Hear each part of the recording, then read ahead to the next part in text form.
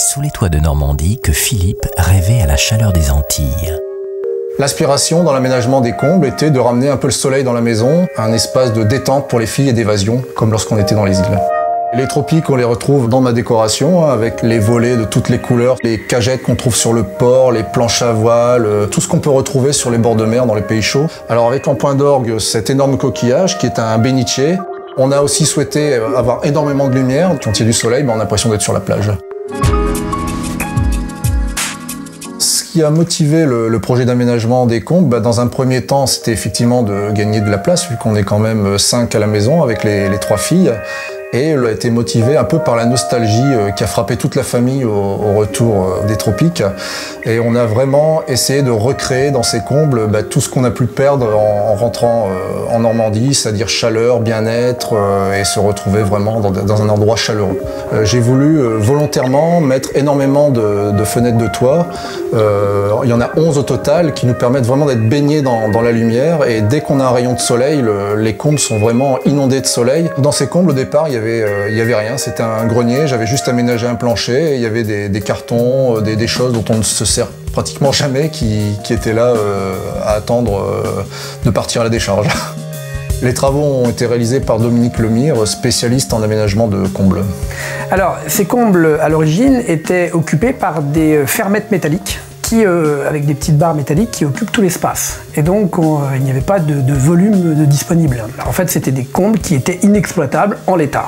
Alors, le projet, techniquement, consistait à faire des travaux à l'intérieur de cet espace sans gêner les habitants qui se trouvent au rez-de-chaussée. Nous sommes passés par l'extérieur, nous avons créé une ouverture au milieu du toit pour pouvoir pénétrer à l'intérieur.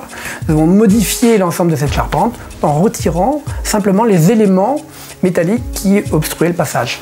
Ensuite, nous avons posé un plancher porteur avec des poutres espace. Nous avons ensuite procédé à la pose des châssis de toit pour amener la lumière à l'intérieur du comble. Et au dernier moment, ils ont la surprise de voir se poser l'escalier qui leur permet d'accéder à ce magnifique espace supplémentaire. Il y avait une double problématique en fait. La première, elle est liée à la structure de la maison, qui est conçue à partir d'une charpente métallique qui repose sur les 2 murs de façade et donc sur les fondations. Et la deuxième, c'était que Philippe ne souhaitait pas avoir de poteaux au rez-de-chaussée qui supportent toutes les charges de l'étage.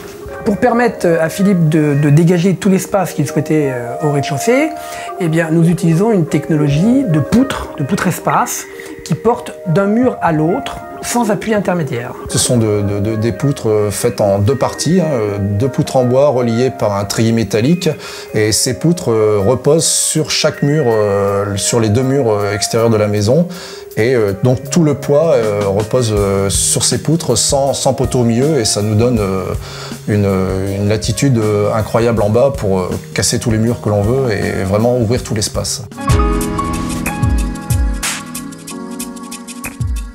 Nous avons gagné en surface habitable entre 60 et 65 mètres carrés en aménageant ces combles. Le coût global des travaux représente un investissement d'environ 45 000 €, ce qui, ramené au mètre carré, coûte environ 750 € du mètre carré pour ce cas précis. C'est vraiment de la surface gagnée sur un espace qui auparavant ne servait strictement à rien. Le permis de construire est obligatoire pour ce type de travaux puisque on crée de la surface habitable. Et donc, le permis de construire est obligatoire. On a eu l'impression de changer de maison, vu qu'on a pratiquement doublé la capacité. On a fait 2 grandes chambres, maintenant 2 filles dorment à l'étage. Après une journée d'école classique en Normandie, sous la pluie, elles aiment venir se ressourcer dans ce petit coin de Caraïbes où elles retrouvent un peu la chaleur et la gaieté qu'on a connue sous les tropiques. Et si pour s'envoler aux Caraïbes, il suffisait de gagner l'île en haut de l'escalier ?